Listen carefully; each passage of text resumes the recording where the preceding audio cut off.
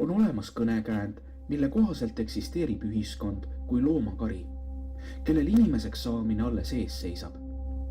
Millest see kõnekäänd räägib või keda otsis Diogenes rahvarohkes Sinopes, latern käes, kui ta kinnitas, et otsib inimest? Erinevalt teistest bioloogilistest loomaliikidest ei ole inimese psüühika programmeeritud ühetähenduslikult, vaid formeeritakse ümbritseva keskkonna poolt isikliku arusaamise ehk mõistuse kaudu. Psüühika määrab inimese käitumise ja koosneb järgmistest komponentidest. Esiteks kaasasündinud instinktidest ja tingimusteta refleksidest, stereotüüpidest, harjumustest ja kultuuritraditsioonidest, isiklikust mõistusest, mis on piiratud tunnetuspiiride ja mäluga, üldisest intuitsioonist, esiteks teabest, mida saab meie psüühika teadvustamata kujul, teiseks teabest, mis tuleb kollektiivsest psüühikast, kolmandaks kaasasündinud arusaamadest ja kinnisideeliselt tasandilt. Kõrgematest eksistentsitasanditest lähtub psüühika tüüp.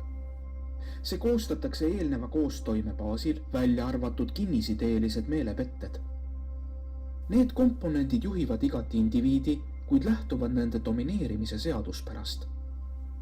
Nii sünnivad erinevad psüühikatüübid. Seega mõistusega inimene kui teatava loomaliigi esindaja võib omada 4 erinevat psüühikatüüpi. Loomalik psüühikatüüp.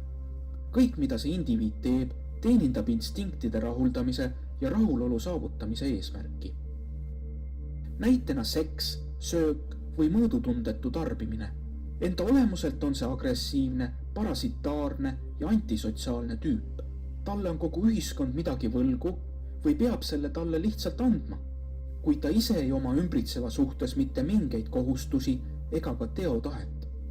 Peale teda jäävad järgi vaid varemed. Biorobotlik psüühikatüüp. Tema käitumise aluseks on isetekkelise või kultuurilise iseloomuga automatismid, mis muutuvad samas ka harjumuseks. Selline indiviid suudab mõelda autoriteetide poolt loodud mõttemallide, pühakirja tekstide, traditsioonide või enamiku arvamuse alusel. Vaidluse korral kas instinktid või harjumused võidavad harjumused. Biorobotliku psüühikatüübiga inimesed väldivad muutusi esile kutsuvaid otsuseid, sest see muudab vanasid harjumusi ja kultuurinorme. Teemonlik psüühikatüüp. Selle psüühikatüübi kandjad suudavad tahtejõu abil ületada instinkte ja harjumusi, luues ise uusi käitumismalle. Omandades ühiskonnas võimu, nõuab demonism möödapääsmatut allumist endale, luues seega ümbritseva suhtes aina keerukamaid allumisvorme. Demonistid võivad olla individualistid, kes eelistavad üksiktoimimist, kuid nad võivad olla ka koostoimijad, kes eelistavad saavutada eesmärke koostoimes teatava organisatsiooni all. Inimlik psüühikatüüp on omane teadlikult toimivale inimesele, kes omavad võimet eksisteerida koostoimes geneetika või muude loodusseadustega, mis formeerib ka vastava kõlblusnormide süsteemi.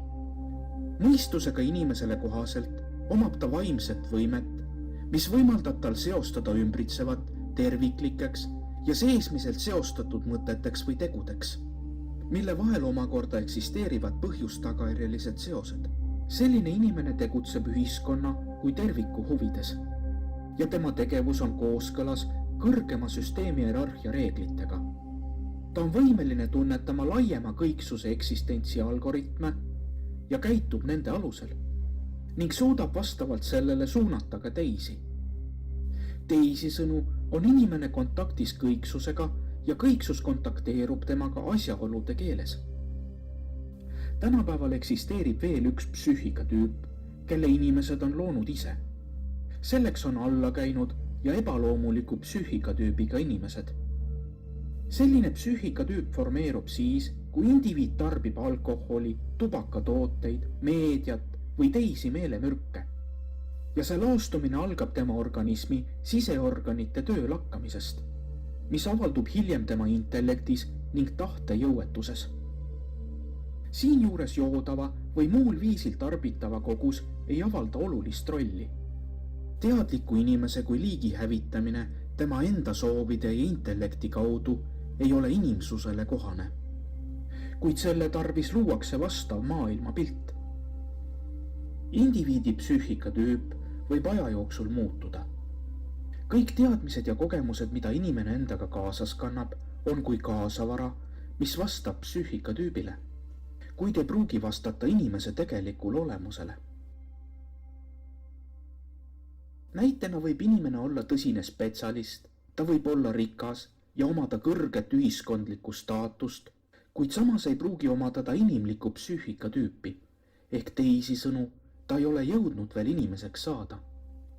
Inimlikule psüühikatüübile on omane, kui kaasasündinud refleksid ja instinktid moodustavad vundamendi, millele ehitatakse üles mõistuslik tegevus. On normaalne, kui intuitsioon edastab informatsiooni, millest on võimalik aru saada intellektuaalse tegevuse tulemusena.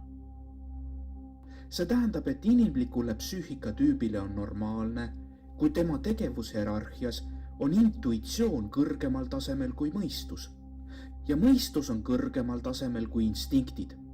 Kõigi nende komponentide koostoime võimaldab inimesel elada koostoimes planeet Maa biosfääri, kosmiliste protsesside ja muude kõrgema toimimise hierarhia reeglitega.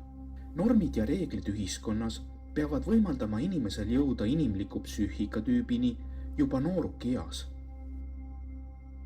Kuid tavaliselt seda allumissuhetel baseeruva kultuuriruumi ja valede perekondlike kasvatusvõtete tõttu ei juhtu.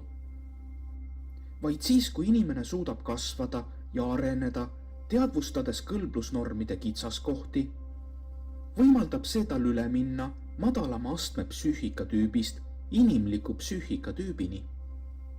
Mitteinimliku psüühikatüübi levik ja domineerimine ühiskonnas on peamine ühiskondlike probleemide allikas.